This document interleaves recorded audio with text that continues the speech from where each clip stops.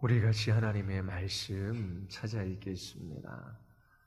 오늘 여러분들에게 전한 말씀은 4절, 5절, 6절인데요. 우리 1절부터 8절까지 우리 주님의 말씀 우리 한 절씩 교독하겠습니다. 로마서 12장 1절부터 8절까지입니다. 그러므로 형제들아, 내가 하나님의 모든 자비하심으로 너희를 권하노니 너희 몸을 하나님이 기뻐하시는 거룩한 산제물로 드리라. 이는 너희가 드릴 영적 예배니라.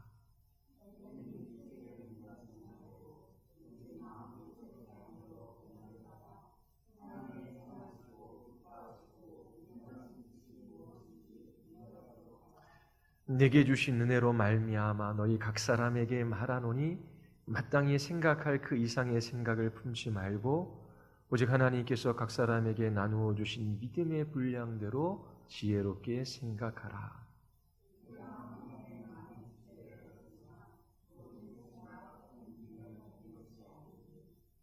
이와 같이 우리 많은 사람이 그리스도 안에서 한 몸이 되어 서로 지체가 되었느니라.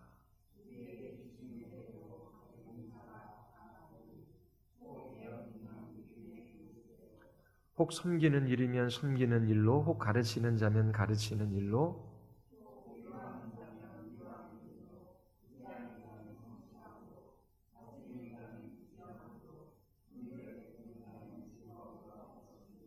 아멘. 기도하시겠습니다. 거룩하고 자비로우신 하나님, 하나님께서 하나님 자신을 우리에게 나타내시며 이 역사 가운데 구원하시는 주의 영광을 보게 하여 주심을 감사드리옵나이다. 날마다 우리의 마음의 중심에 그리스도를 모셔드리고 주님의 통치와 다스림 속에 순종하며 이 믿음의 길들을 걸어가게 하여 주심을 감사드리옵나이다. 하나님, 날마다 믿음의 눈을 들어 예수 그리스도를 바라보게 하여 주시고 바라보는 자들마다 그 믿음이 자라게 하시고 그 믿음을 통하여 하나님께서 저희들에게 주신 은혜로 말미암아 이웃을 섬기며 사랑하며 살아갈 수 있는 주의 백성들 되게 하여 주시옵소서. 오늘도 성령께서 선포된 진리의 말씀을 사용하셔서 우리에게 깨달음을 허락하여 주시고 그 말씀을 붙들고 믿음으로 기도하게 하여 주시옵소서. 예수 그리스도의 이름으로 기도드리옵나이다. 아멘. 로마서 1장서부터 11장까지는 기독교 복음에 관한 진리들이 기록되어져 있습니다. 하나님과 하나님이 그리스도 안에서 행하신 놀라운 일들을 우리에게 보여줍니다. 삼위 하나님께서 어떻게 죄인들을 구원하시는지 그 구원의 영광을 우리에게 나타내 보여주십니다. 하나님의 구원하심을 바라보는 자, 믿는 자, 확신하는 자, 그 은혜 가운데 거하는 자들이 이제 하나님 앞에 어떻게 살아가야 할지 우리에게 12장 1, 2절을 통해서 보여주시지요. 우리가 찬양한 것처럼 그리스도인들은 하나님을 예배하는 예배자입니다. 우리는 공적으로 함께 모여 하나님을 예배해요. 하나님께서 우리에게 찾아오셔서 은혜 베풀어 주시지요. 그 은혜로 우리는 또 한 주간을 살아갑니다. 우리의 모든 삶의 자리 속에서 하나님이 하나님 되심을 인정하며 우리의 모든 삶을 통하여 하나님의 자비하심을 나타내는 삶을 살아가도록 우리는 부름을 받았습니다. 우리는 이처럼 하나님과의 관계 속에서 예배자의 삶을 살아가도록 부름을 받았어요. 그러면 어떻게 우리는 예배자의 삶을 살아갈 수 있을까요? 이 세대를 본받지 말아야 하지요. 그리고 오직 마음을 새롭게 함으로 변화를 받아야 합니다. 우리의 마음에 참된 변화가 일어나야 돼요.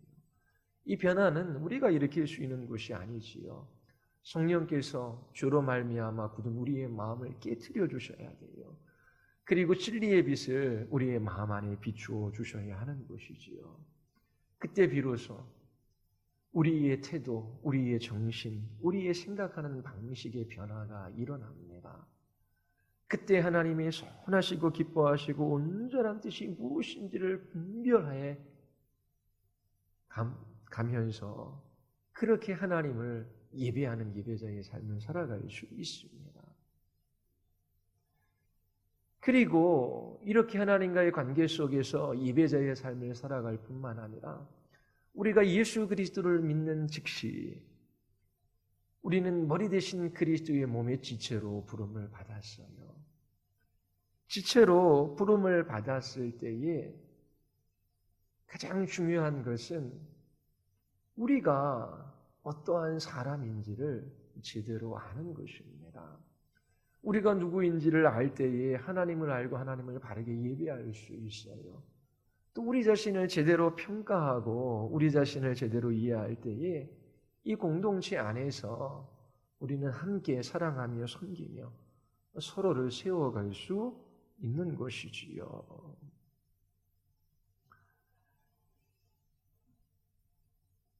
그리스도인들은 자기 자신을 평가할 때에 그 평가하는 잣대가 있습니다. 우리의 마음이 새롭게 변화되어졌다라고 하는 것은 우리의 생각하는 방식이 변화되어졌다라고 하는 것입니다. 세상 사람들이 자기를 바라보는 방식이 있어요. 자기를 평가하는 잣대가 있지요.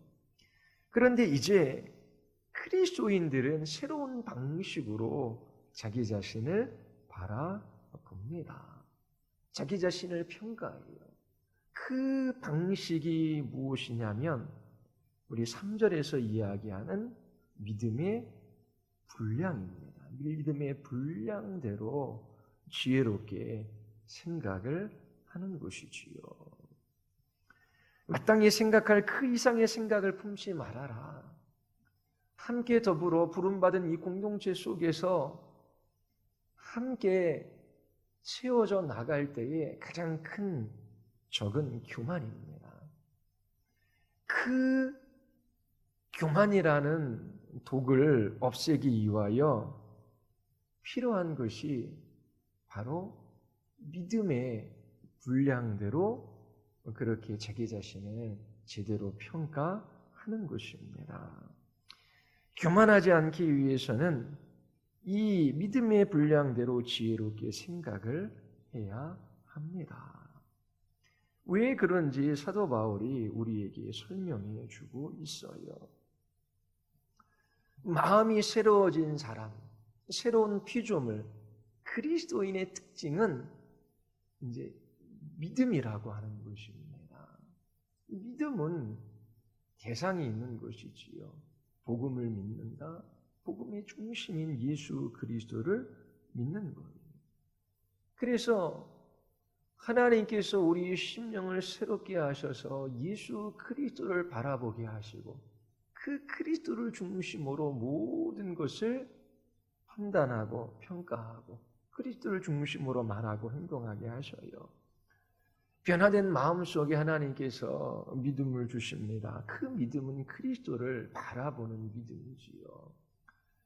그리스도 그분이 얼마나 위대하고 탁월하고 아름다우신 분이신지를 바라봐요. 그리스도가 얼마나 소중한 보화인지를 알게 되는 것이지요. 그때 우리는 그리스도 안에서 참으로 만족해하고 기뻐하고 즐거워할 수 있어요. 사람들은 인정받고 칭찬받기를 원해요. 우리 어린 자녀들도 태어나면서부터 부모의 사랑을 또 칭찬과 인정을 먹으며 그렇게 자라납니다. 어떤 사람이 그러더라고요. 아이들이 왜 그렇게 이쁘냐면 그게 생존 방식이다. 그 아이 똥기저귀 치워주고 또 밤에 깨어나면 얼러주고 그리고 먹이고 그렇게 몇 년을 고생해야 되잖아요.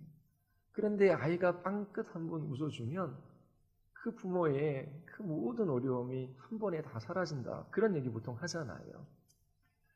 근데 그 아이들이 그렇게 자라고 또 뭐 유치원에 다니면서 선생님들의 인정과 칭찬을 받기를 원하고 또 부모에게 인정받고 칭찬받아야지 또 부모가 먹여주고 지어주고 입혀줄 거 아니에요.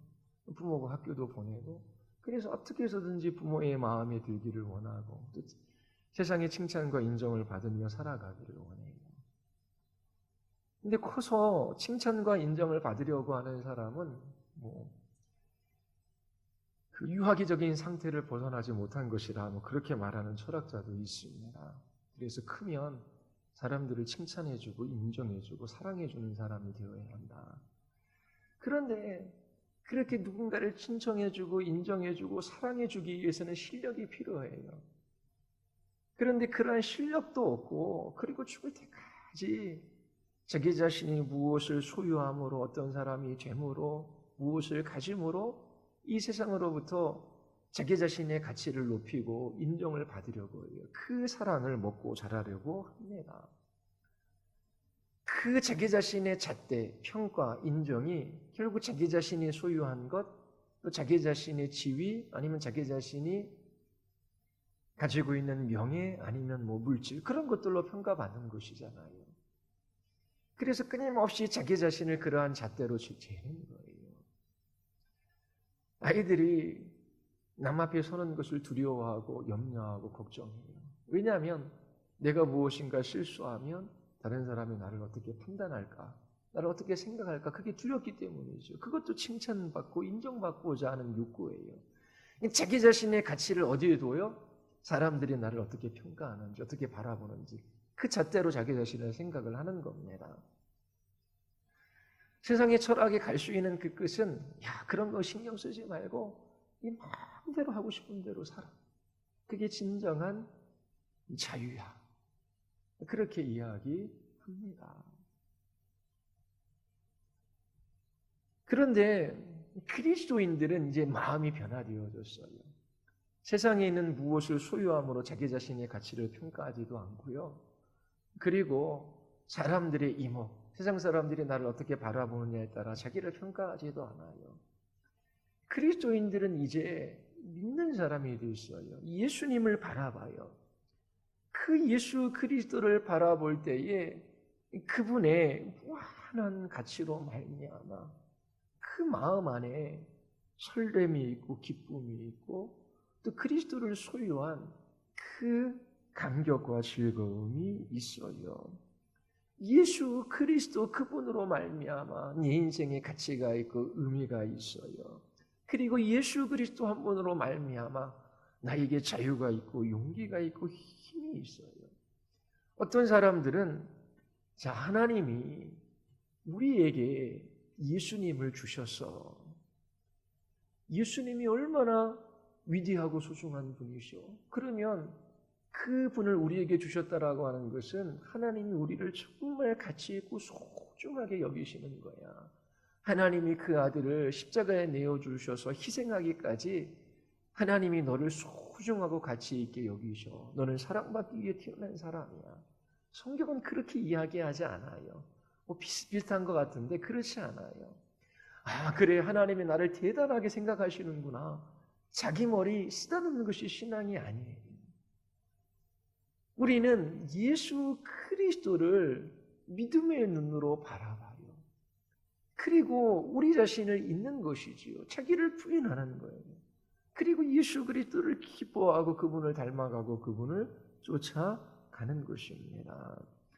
우리 인생이 의미가 있고 우리가 기뻐하고 만족하며 우리가 가치 있는 인생을 살아갈 수 있는 그 이유는 우리가 예수 그리스도 한 분 때문이에요. 그리고 그분을 바라볼 때에 예수 그리스도가 누구인 줄을 알고 사랑할 때에 그때에 우리의 인생도 복된 것이지요.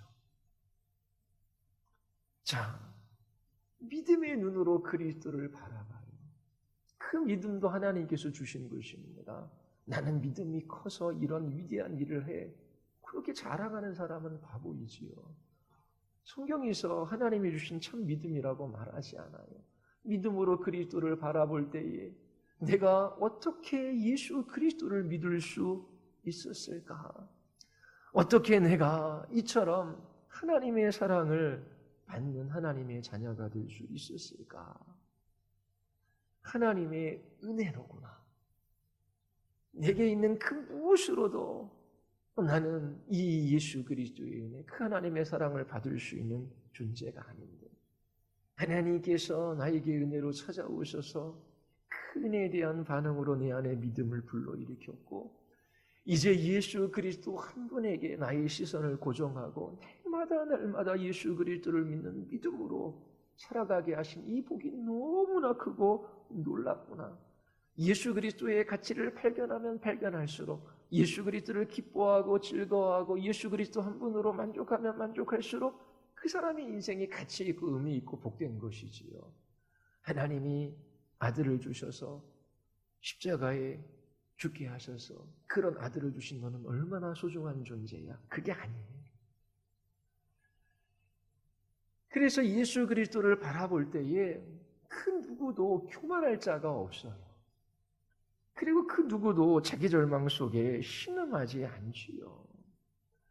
나 같은 인생을 하나님께서 사랑하셔서 은혜 베풀어 주시고 믿음까지 주셔서 하나님이 행하신 그 그리스도 안에서 행하신 놀라운 일들을 믿게 하시고 또 소망하게 하시고 또 그렇게 살아가게 하신 그 은혜의 힘들을 경험하며 그렇게 주님 찬양하지 자기 자신을 높이는 삶을 살아갈 수가 없는 것이지요. 자기 자랑하거나 자기 절망에 빠지지 않아요. 그래서 그리스도인들은 믿음의 잣대로 자기 자신을 평가해요. 믿음의 눈을 들어 그리스도를 바라보고 자기 자신이 어떠한 사람인지를 제대로 평가할 수 있는 거예요. 그리고 또 하나는 이 믿음의 분량대로 지혜롭게 생각하라라고 하는데 이 믿음의 분량이라고 하는 것, 이 믿음은 다 수준이나 정도가 달라요. 동의하시지요? 개인 안에서도 어떤 때는 믿음이 강하지만 어떤 때는 믿음이 약해요. 믿음이라고 하는 것은 그리스도의 위대함과 탁월함과 아름다움, 그분의 무한한 가치를 바라봐요. 하나님께서 그리스도 안에서 행하신 그 위대한 일들, 그것들을 바라봄으로 만족해하고 기뻐하는 거예요. 그런데 세상은, 우리 안에 있는 죄는 사단은 우리로 하여금 믿음의 주요 온전케 하시는 예수 그리스도를 바라보지 못하게 해요. 예수 그리스도를 향하던 시선을 세상으로, 사람들로, 또 자기 자신으로 향하게 해요. 그래서 낭망하게 하고 염려하게 하고 절망하게 하는 것이지요. 이처럼 우리 안에 있는 믿음도 날마다 또 시시때때로 요동해요. 그런데 분명히 이 믿음은 변화되고 잘할 수 있는 거고요. 더 강해질 수 있는 거예요. 더 견고해질 수 있어요. 그러면 한 교회 공동체 안에도 믿음이 강한 사람이 있고 믿음이 약한 사람이 있어요. 하나님께서 다양한 사람들을 교회 공동체로 부르셨어요. 물론 신앙이 없는 사람도 있지요. 믿음의 분량대로 지혜롭게 생각하라라고 하는 것은 이처럼 하나님께서 우리에게 다양한 믿음을 주셨어요. 그리고 그 믿음을 따라 서로를 섬기게 하신 것이지요.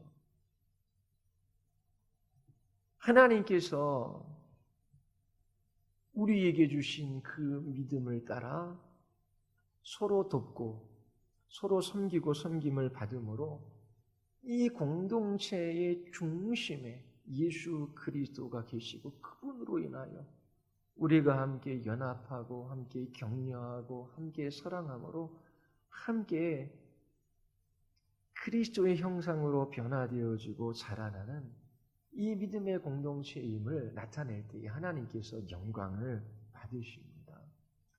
그래서 우리는 우리에게 주신 그 믿음을 따라 하나님이 우리에게 주신 공동체 속에서 어떻게 살아갈 것인가 진지하게 고민하고 생각해야 돼요. 자, 그러면 어떻게 살아가야 하는지 4절, 5절, 6절이 우리에게 말해주고 있습니다. 우리 같이 한번 읽어볼까요? 다 같이 시작.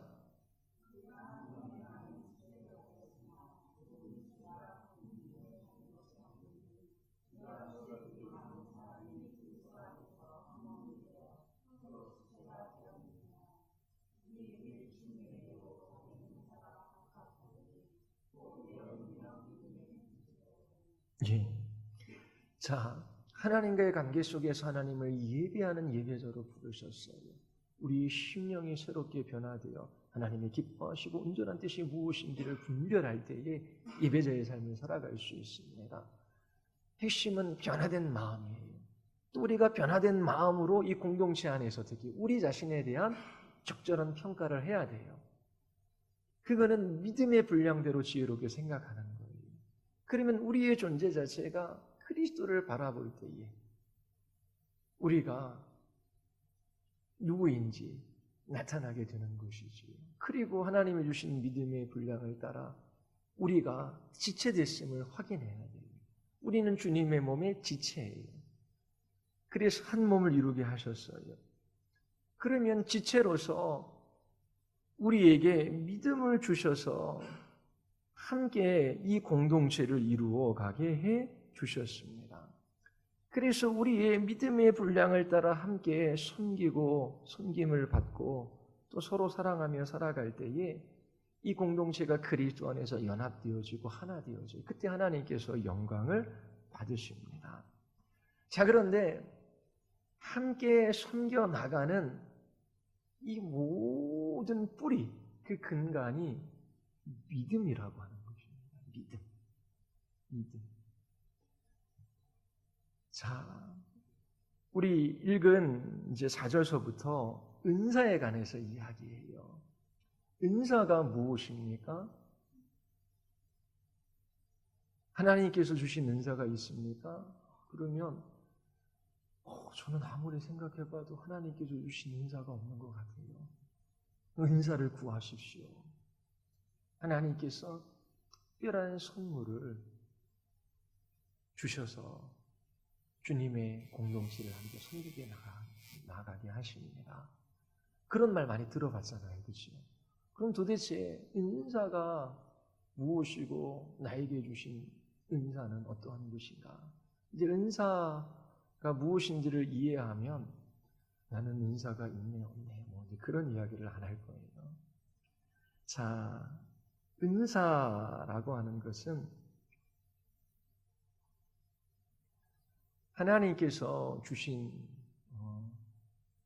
선물, 기프트라고 하는데요. 하나님께서 이 공동체 안에서 우리로 하여금 함께 섬기도록 각기 다른 믿음의 분량을 주셨다라고 했어요. 그러면 이 이제 믿음을 가지고 하나님께서 우리에게 주신 은혜를 다른 사람들에게 흘려보내는 수단으로 사용하는 것이 은사입니다. 다시 할게요. 하나님께서 우리에게 예수 그리스도를 바라보게 하십니다.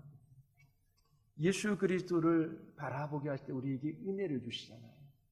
그러니까 믿음으로 말미암아 우리에게 하나님께서 주시는 그런 은혜가 있어요. 그러면 그 은혜를 눈에 보이도록 구체적으로 그렇게 구현해서 다른 사람들에게 흘려보내는 그 수단이 바로 은사다라고 하는 것입니다. 믿음은 은사들을 사용해 은혜를 다른 사람들에게 흘려보냅니다. 베드로전서 4장 10절에 보면 각각 은사를 받은 대로 하나님이 여러 가지 은혜를 맡은 선한 청지기 같이 서로 봉사하라. 자, 은사를 받았어요. 그러면 그 은사는 하나님의 은혜를 흘려보내는 봉사의 수단이 된다라고 하는 그러한 말입니다.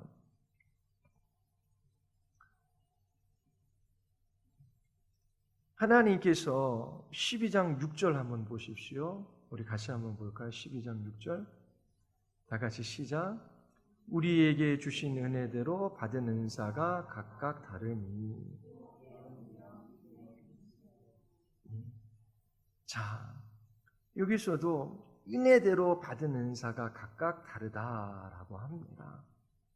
하나님이 우리에게 주신 은혜의 정도가 다르지요. 그리고 그 은혜를 전달하는 수단도 다릅니다. 이 은사라고 하는 것은 은혜를 흘려보내는 통로예요. 그러면 이 은사라고 하는 것이, 은사는 그 은혜가 언어로 표현될 수 있어요. 그리고 우리의 행동으로 표현될 수도 있는 것이지요. 하나님께서 우리에게 믿음을 주시고 믿음의 눈으로 예수 그리스도를 바라볼 때 우리에게 은혜를 주셔요. 그러면 우리에게 주신 은혜를 다른 사람들에게 전달해서 그들의 믿음과 소망과 사랑을 더욱 굳세게 해주는 그 수단이 은사다라고 하는 것입니다. 로마서 1장 11절 12절 우리 한번 보겠습니다. 로마서 1장 11절 12절. 자, 우리 같이 한번 읽어볼까요? 다 같이 시작.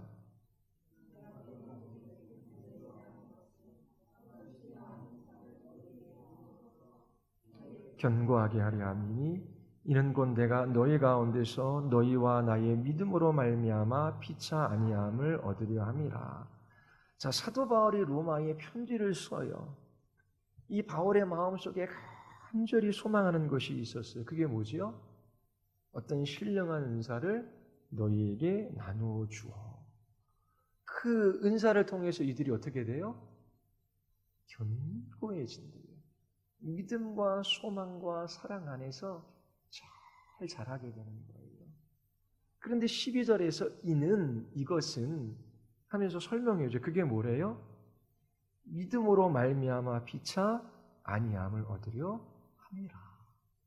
11절과 12절이 연결되어져 있어요. 자, 그럼 뭐예요? 사도 바울이 각 사람들에게 은사를 나누어 준다라는 직접적인 그러한 표현보다 사도 바울이 받은 은혜가 있어요. 사도로서 받은 은혜가 있어요. 그럼 사도는 직접 하나님의 계시를 받았어요.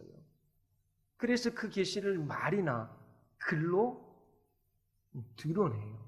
그러면 말이나 글이 하나님께 받은 그 은혜를 나타내는 통로가 되는 거죠. 그럼 그게 은사가 되는 거예요. 그래서 사도 바울이 하나님께서 받은 그 계시, 그것들을 은혜인데 그 은혜를 이 글로, 말로 흘려보내요. 그러면 그 다른 사람들도 어떻게 해요? 그것을 믿음으로 받을 때에 그 안에 은혜가 충만하고 그 은혜를 어떻게 해요? 또 그들의 말이나 행동으로 흘려보내죠. 그게 은사가 되는 거예요. 그러면 그 은사의 가장 근간이 뭐가 되는 거예요? 믿음이 되는 것입니다. 믿음. 그래서 은사를 마땅히 생각해야 하는 그 이상으로 생각할 필요가 없어요. 그리고 하나님께 은사를 주십시오 기도할 수 있지만 믿음이 뿌리가 되지 않고 믿음이 기초가 되지 않고 믿음이 근간이 되지 않으면 그 은사가 자기 자랑이 되고 교회를 파괴하는 것입니다. 그래서 고린도 교회에 수많은 은사가 있었어요. 그런데 오히려 그 은사로 인하여 교회가 분열되어집니다.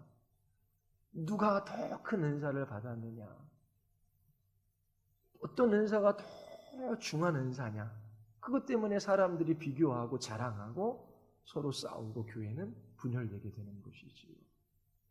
왜냐하면 그 은사의 뿌리, 그 은사의 줄기, 그 은사의 근간 자체가 이게 믿음으로 말미암은 믿음으로 비롯된 것인데 이 믿음을 구하지 않고 이 은사만 주어졌을 때 이 교회의 그 어려운 모습들이 그렇게 나타난 것입니다. 로마서 12장 3절에 보면 내가 내게 주신 은혜로 말미암아 너희 각 사람에게 말하노니 그러잖아요. 내게 주신 은혜, 사도 바울에게 주신 특별한 은혜가 있어요. 그렇죠? 그것을 뭐예요? 말해요. 말한다라고 하는 그 말은 은사가 되는 거죠. 은혜를 흘려보내는 통로가 되는 거죠. 사도 바울이 어떻게 은혜를 받았어요? 하나님께서 은혜를 베풀어 주시고 그 안에 믿음을 주시고 그 믿음은 또 그리스도를 바라보고 하나님께 주시는 그 은혜가 풍성해요. 그리고 그 은혜를 어떻게 해요? 말이라고 하는 은사, 수단을 통해서 사람들에게 흘려보낸 것입니다. 그리고 6절의 마지막에 보면 예언이면 믿음의 분수대로 그렇게 표현하고 있어요.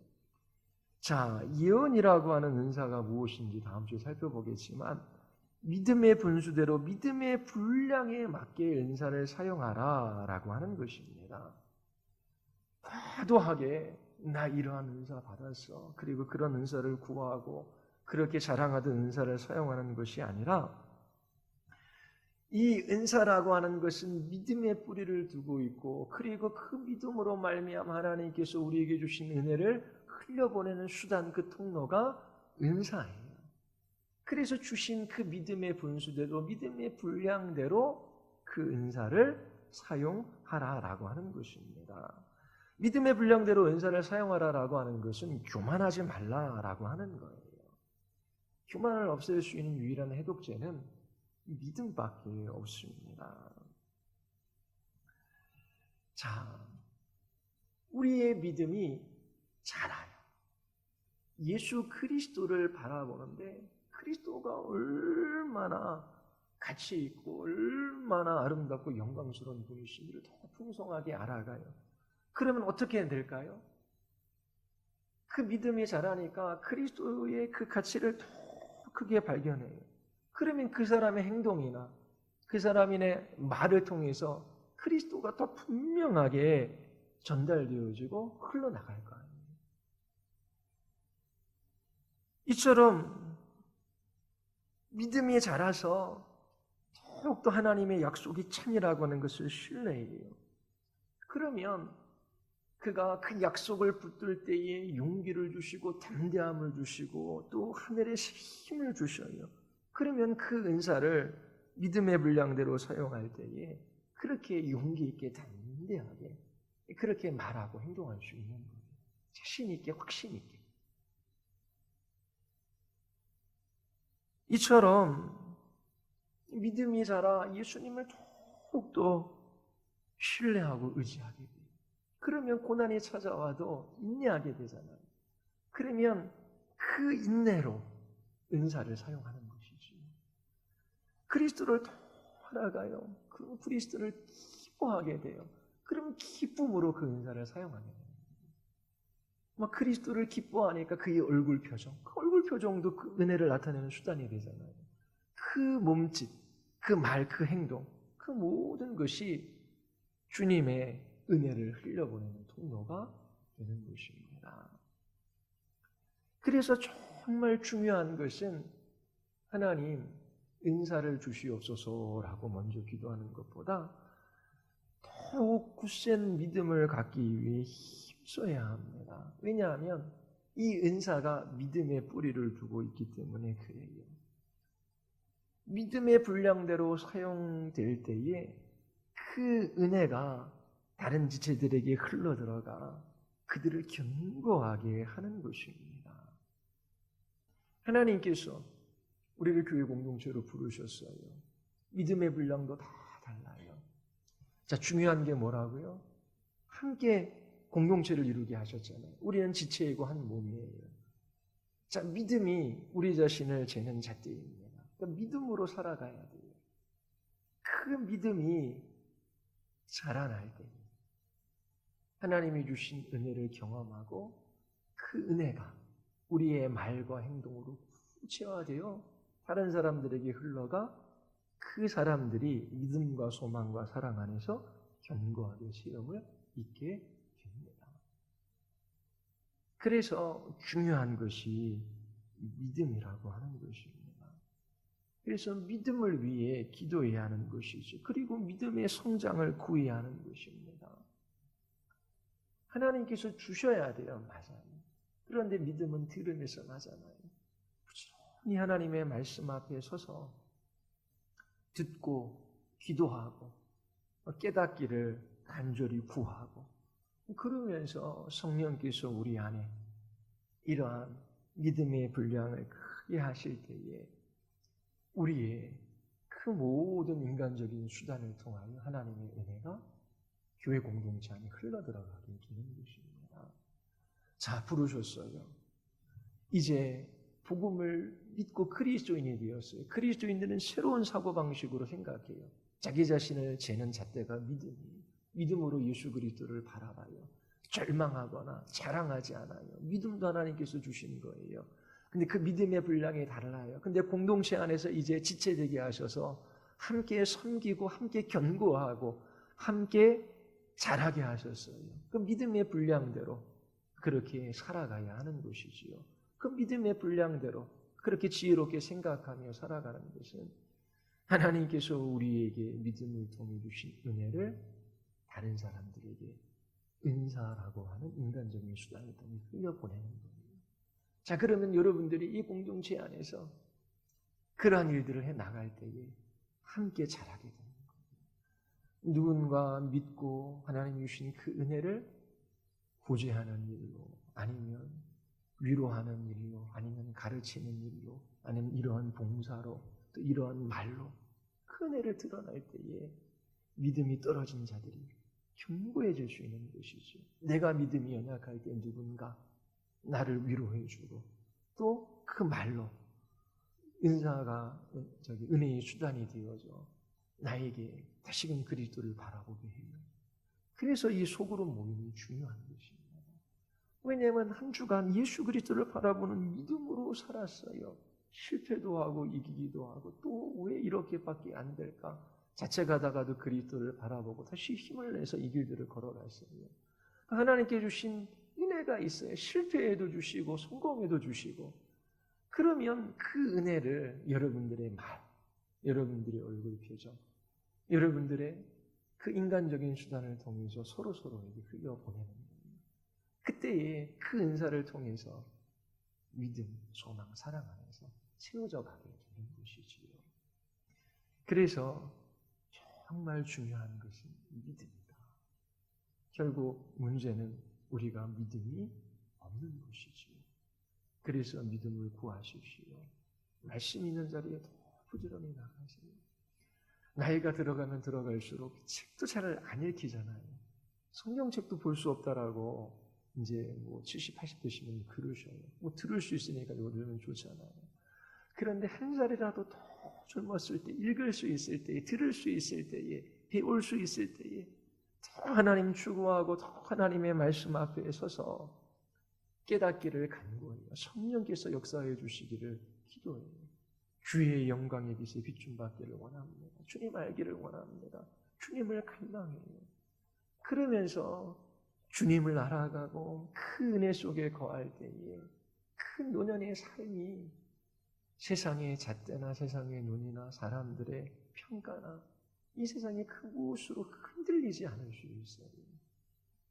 그리스도를 다 바라보며 무한한 가치이시고 보아이시고 우리의 영광이신 주님 그분으로 인하여 그렇게 은혜로운 삶을 살아가고 또 우리가 하나님께 주신 그 모든 인간적인 수단 그걸 통해서 다른 사람에게 은혜를 흘려보내는 통로가 돼서 나 같은 인생을 통하여 그 누군가를 일으켜 세우셔서 주께서 이 아름다운 교회 연합을 이루어 가게 하시는 그러한 복을 누리게 하시는 것입니다. 예수 그리스도 한 분을 바라보십시오. 그리고 믿음을 구하십시오. 그리고 주신 믿음의 분량을 따라 지체로서 하나님이 주신 그 은혜를 서로에게 흘려보내시기를 바랍니다. 우리 기도하시겠습니다.